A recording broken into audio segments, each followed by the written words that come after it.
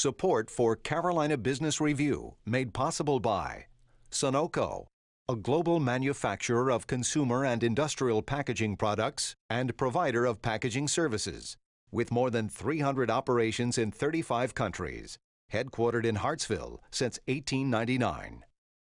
And by Business North Carolina Magazine. There's a place for those who subscribe to the theory that business doesn't have to be boring. Well, this past summer, Triangle Daily publication, the Durham Herald-Sun, had a headline that read, "Redistricting, the rise of metropolitics." You know, we love a snappy phrase, and on some primal level, we seem to love to watch a good fight. Well, redistricting has plenty of both. Welcome back to the most widely watched source for Carolina business and public policy. On this edition, redistricting in the Carolinas, or how it's formally known, reapportionment. What is it? Why is it important? And what are the facts beyond its politically polarizing rhetoric? Well, we start in just a moment with Louis Gossett from South Carolina Manufacturers Group, Farrell Gullery from Chapel Hill's J School, and Jonathan Kepler from the Free Enterprise Foundation. Major funding for Carolina Business Review provided by Grant Thornton, an international accounting, tax, and business advisory organization dedicated to serving middle-market companies. Grant Thornton, a passion for the business of accounting. And by Novant Health, a not-for-profit group of hospitals and physician clinics, ranked as one of our nation's 10 best healthcare systems, caring for patients and communities in North and South Carolina. Major funding also by King & Spalding, an international law firm with over 800 lawyers in 13 offices worldwide, providing legal services to clients in the Carolinas and throughout the world. For more information, visit www.kslaw.com. This edition of Carolina Business Review was recorded August 19, 2011. On this week's program, Louis Gossett of the South Carolina Manufacturers Alliance, Farrell Gullery of the UNC School of Journalism and Mass Communication, and Jonathan Kepler of the North Carolina Free Enterprise Foundation. Now, Chris William.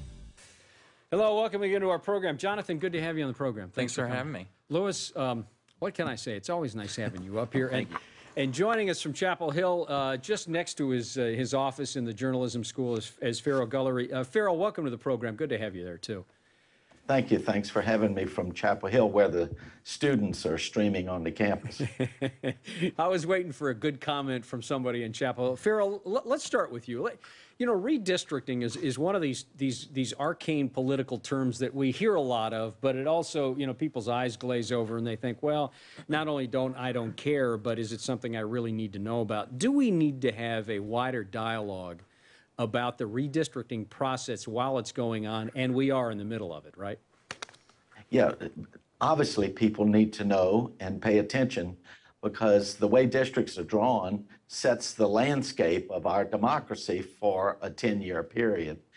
The Republican majority in the legislature did have some public hearings, but I think it's fair to say that most people, as you say, that their eyes glaze over.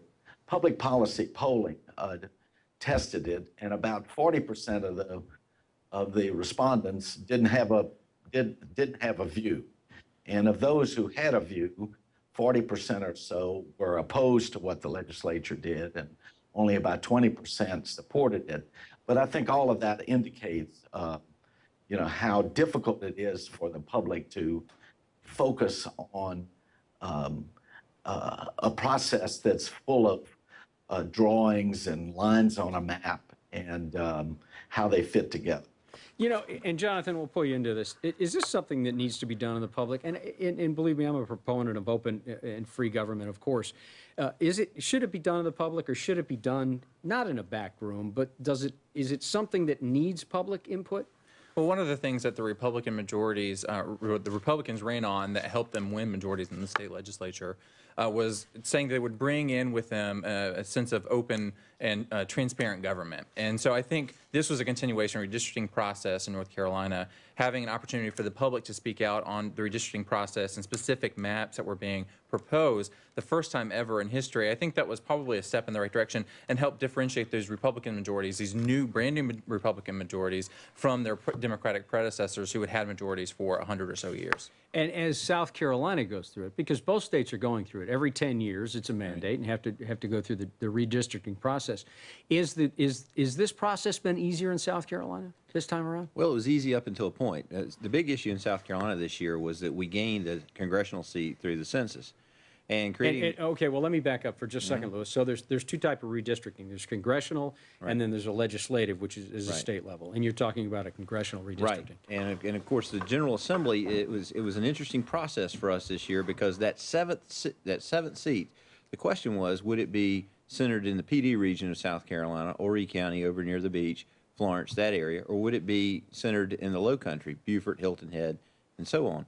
And that became the fight. The drawing of the lines for the General Assembly itself, for the House and the Senate, was a relatively calm process. But the fight, and where we actually did see public input in terms of whether it was ginned up or not, you never know, but we saw people at the General Assembly protesting whether or not the seat would be placed in the PD or whether it would be in the Low Country, and that became the real dilemma that South Carolina had. And where did it end up going, and why should it have gone that way? By and large, it is centered in the PD region, which is connected to Horry County. Horry County, that's right, Florence. You know, there probably were some legitimate geographical concerns there, but South Carolina, as other southern states, being under the constraints imposed by the Voting Rights Act and having to deal with the Department of Justice on their maps, had to be very careful about how those were drawn. The courts are certainly going to look at our plan. But the real issue was whether or not certain members of the General Assembly were able to deliver their constituents a congressional seat. Now, there was an interesting development in the upstate, and I sort of took a little different view from some folks. Greenville County, which is one of the most Republican counties in the state, and one of the most business-oriented counties in the state, actually was split. And so Trey Gowdy, who represents the 4th Congressional District, which had been Greenville and Spartanburg and Union, lost part of Greenville County. Jeff Duncan, who represented the 3rd District, Lindsey Graham's old district, gained part of southern Greenville County. There were some folks up there that didn't want to see Greenville County get split. I viewed it a little differently. Greenville now has access to 2 congressmen, both who are considered to be rising stars in the United States Congress. Well, you know, and it goes back to change. Farrell, I want to say here that you can't have a redistricting dialogue without really talking about the advent of a super dynamic ability that now demographics play. Is that accurate? Yes, and the power of computers and mapping technology has made it possible for legislators to cut districts down to the individual voter. And I think the maps in North Carolina, both the congressional map and the legislative maps, indicate how finely the Republican majority cut things. One of the aspects of redistricting that has not gotten much attention is the extent to which the legislature not only split counties, but also split precincts.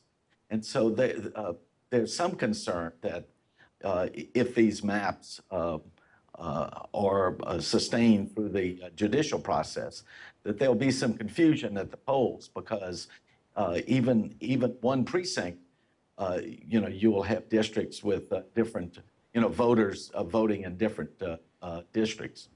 You know, Jonathan, to Farrell's point, can we get too granular when we're talking about splitting districts and splitting precincts and splitting a street, for that matter? I think it all matters, actually. And the Republicans that were drawing the maps knew that, understand that. I think the Democrats that are in the majority that really didn't have any control over the process in North Carolina understood that they have very few arrows in their quiver to fight these Republican-drawn maps.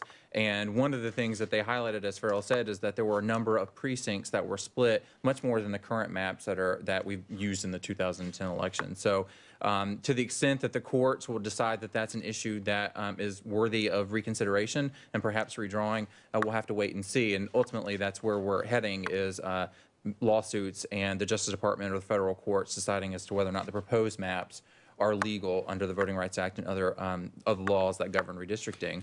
Yeah, I want to ask you all this question. You know, and I know it can be a bit of a political hot potato, but is this time around for redrawing the maps, and certainly in North Carolina with a Republican-controlled legislature, and in South Carolina, same issue, is this any less partisan than it was 10 years ago? Well, let me go ahead, Farrell. Farrell? Yeah, let me weigh in on that. It's always partisan, and there's always politics. So let's put that aside. Then the question is, how was the partisanship played? How was the policy played out? And I think it's fair to say that the new Republican majority in the House and Senate in North Carolina tried to take advantage of its majority to the max. So let me just give you one illustration. North Carolina in 2008 voted for Barack Obama by a fairly narrow margin over John McCain. And it was an indication that this is a very narrowly divided state. If you look at the 13 congressional districts that the Republican majority has approved, that the legislature has approved, 10 of those districts, John McCain won. Only 3 of them, Barack Obama won.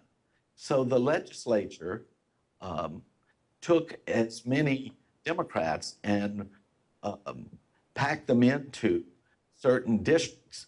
And so the Republican majority has given candidates of the Republican Party something of an advantage in many more districts now than they had 2 years ago.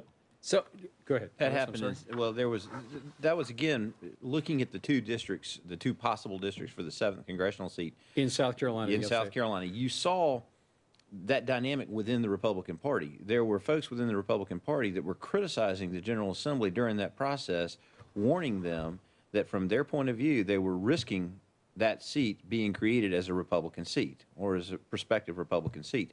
That either the districts that they were drawing weren't good enough, or that it would get into the courts and that the courts would wind up drawing the districts, and those districts would probably lead more to a perhaps 5-2 advantage for the Republicans in the congressional delegation, as opposed to what a lot of folks think will be a 6-1 advantage with what has now been approved by the General Assembly, and what we'll see whether or not it can get through the process. Jonathan? It's the tension that we're seeing in North Carolina. It apparently is the same in South Carolina, where the Republican majorities have been concentrating Democratic voters, and in a lot of cases in Eastern North Carolina, and I'm sure in parts of South Carolina as well, that tends to mean African American voters into high concentration districts where African American voters are over 50% of the voting age population. And what that does is that creates several districts around it that are much more Republican. Now, the Democratic approach in the past has been to use effective majority-minority districts where you have African American voting age population between 40 and 50%, not expressly above 50%. And that had the opportunity for Democrats to win many more seats because their voters might have been spread out a little bit thinner amongst a variety of seats where that had the opportunity for them to win. And we're just not seeing that. The Republicans in the legislature in North Carolina have said that the law, they say, compels them to draw a majority-minority district where they have the ability to, and that's what they've done. So, Farrell, I want to come back to you. Besides this minority-majority demographic that clearly is a politically sensitive issue, how does rural and urban tie into this as well? How do the centers of influence when it comes to census versus those that aren't so? Well, let me begin by building on what Jonathan was saying, is that North Carolina has been at the center of some of the major Supreme Court cases on redistricting, having to do with largely what's the obligation in terms of assuring Black voter participation and election. And I think that's going to be at issue again as this plays out in the court this year. Now to go specifically to your question, clearly there was both legislative and congressional redistricting reflect the metropolitanization of North Carolina, so that power is increasingly concentrated in the Piedmont Crescent, and specifically in the Research Triangle area and in the Charlotte metropolitan area. So that Wake County got a couple of additional state house seats. Mecklenburg got an additional seat. And as you look at the maps, you see that the eastern districts, largely rural, historically, have begun marching westward because they've had to stretch those districts, to meet the population. Renee Elmer's district, the second congressional district, she's the new Republican member of the House. The second district has historically been an eastern rural district, but under the new map, it's almost all west of Raleigh, south and west of Raleigh now. So what Farrell, I want to stay with you on this. What happens to the white Democrat business person in the eastern part of North Carolina, and what happens to the influence that they have, let's face it, historically had in this state for a long time? Yeah, well, I think one of the stories of the shift in politics in North Carolina is that those rural districts, particularly the majority white rural districts, are becoming increasingly Republican. And Democratic strength is growing in the metropolitan areas. And the metropolitan areas would dominate state politics were it not for the two-party competition between Democrats and Republicans, so that the metro areas don't speak with one political voice, but they are divided within themselves. But the Democratic Party is becoming much more the metropolitan party in this state, and particularly in the east, the white rural districts are becoming increasingly Republican. How does that pan out in South Carolina? It sounds like they've seen something of what we've seen. When you get to the state house districts, whether it be the House or the Senate, particularly the Senate, we had a lot of districts that had lost population. More of the rural, traditionally Democratic seats had lost population. And to what? To the urban centers? To the urban centers. And if you look at the places that it looks like gain seats, you've got Coastal and you've got York County, which is right below Charlotte. But the bottom line is some of those districts had lost population, and it was extremely difficult, from what I was told by the folks who were actually working on the maps, to draw the maps, to get enough people in certain districts. And you had some members of the General Assembly whose districts had grown dramatically, and they had to lose substantial numbers of people in order to get the numbers right, and others who were desperately clamoring for enough folks to continue to fill their districts. We had a little bit of folks getting put in districts against each other, incumbents getting put in districts against each other. Some of that, there are some issues, I think, that will emerge, and it'll all really turn out in the next election as to really what the effect of this was. But you've got a question as to whether or not some white Democrats can survive in the districts that were drawn for them. But by and large, I think from the state house perspective, probably nibbling around the edges. I don't think the redistricting is going to change the numbers that dramatically. The Republicans have a pretty solid majority in both houses. I think you may see some nibbling along the edges. The real fight in South Carolina was the congressional district. I just want to add that I think that in North Carolina, this has the opportunity to fundamentally change the state's politics, where you've seen in the past, as you alluded to. You mean internal to the politics, Jonathan, or external to what North Carolina means to the national? Internal in North Carolina, who is going to be the next governor of North Carolina, who are going to be our statewide elected leaders, who are going to be our federal representatives.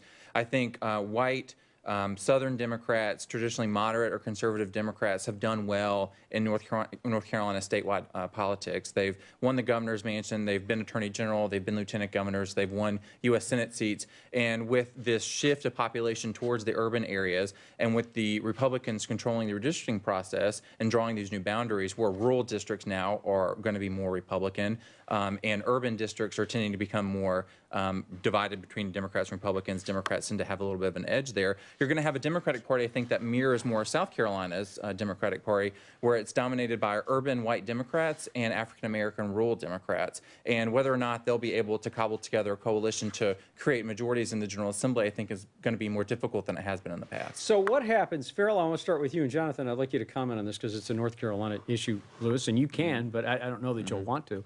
What happens to a state like North Carolina that has been thought of, and I wouldn't say traditionally as much as in recent history, has been thought of kind of the firewall for the Democrats nationally?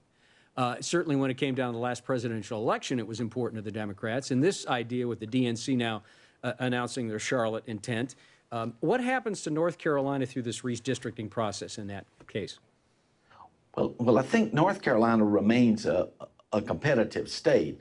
The Democratic Party in North Carolina is much stronger overall than the Democratic Party in South Carolina.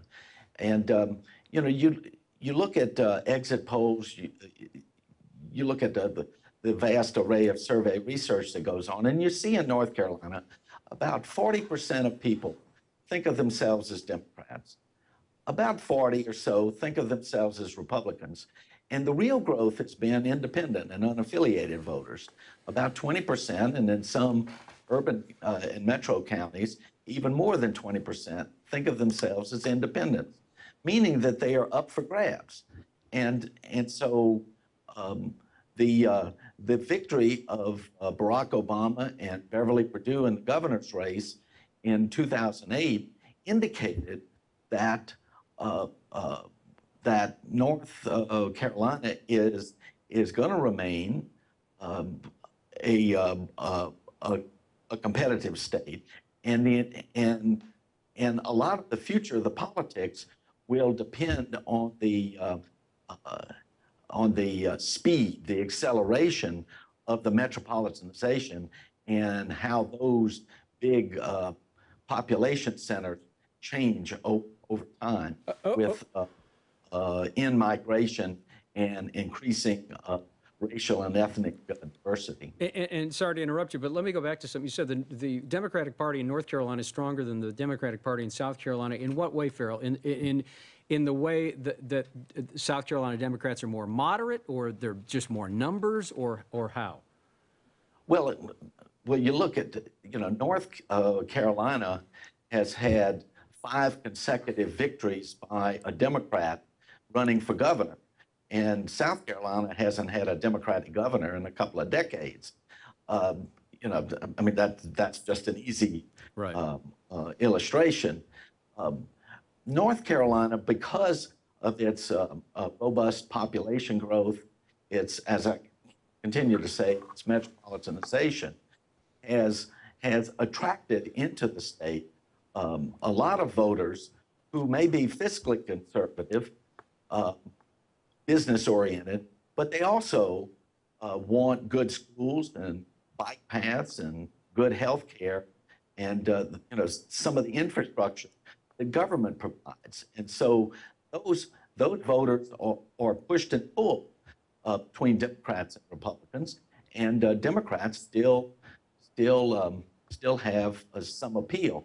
Also, the Democratic Party in North Carolina has sustained business support in ways that Democrats have not sustained business support in other states in the South. Lewis, question, comment? Well, I think that you know, North Carolina seems to be going through a process that we've been through in South Carolina. You know, a lot of what's being discussed here in terms of the dynamics of the reapportionment, South Carolina looked at in the 90s and 2000.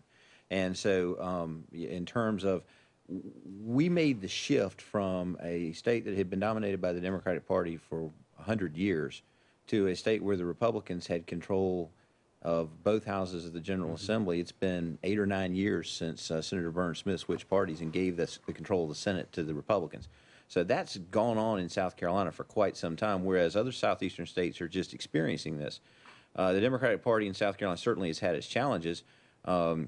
They don't hold any constitutional offices right now in the state at all, none of the statewide offices. They hold 1 member of Congress, no senators, and the minority party in both houses of the state house.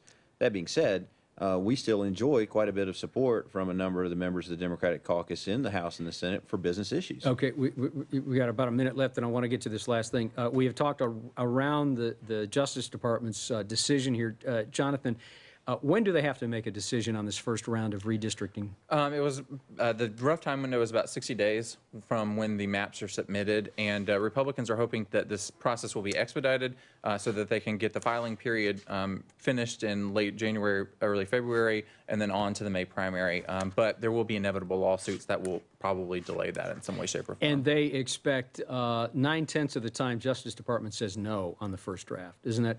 Well, we've actually seen the Justice Department or federal courts go along with many southern states' redistricting plans. North Carolina is maybe more contentious than others, so Yeah. we'll have to wait and see. Okay. Thank you, Jonathan. Farrell, thanks for being here from Chapel Hill. Always nice to, and Thank you're you, always Chris. welcome to join us in the studio too sometime. Okay, Louis, I'll good do to have that. you back here. Thanks. Good to see you. Thank you. Jonathan, thank you for being on here with that Appreciate big it. Appalachian thing going on. Thanks. Good to see you. Until next week, I'm Chris William. Good night.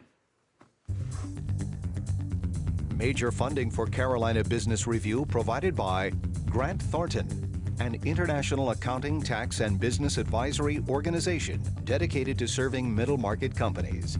Grant Thornton, a passion for the business of accounting. And by Novant Health, a not-for-profit group of hospitals and physician clinics, ranked as one of our nation's 10 best healthcare systems, caring for patients and communities in North and South Carolina. Major funding also by King & Spalding, an international law firm with over 800 lawyers in 13 offices worldwide, providing legal services to clients in the Carolinas and throughout the world. For more information, visit www.kslaw.com. Additional funding provided by Business North Carolina Magazine. There's a place for those who subscribe to the theory that business doesn't have to be boring. And by Sunoco, a global manufacturer of consumer and industrial packaging products and provider of packaging services, with more than 300 operations in 35 countries, headquartered in Hartsville since 1899. And by viewers like you. Thank you. You may write us at Carolina Business Review, 3242 Commonwealth Avenue, Charlotte, North Carolina, 28205.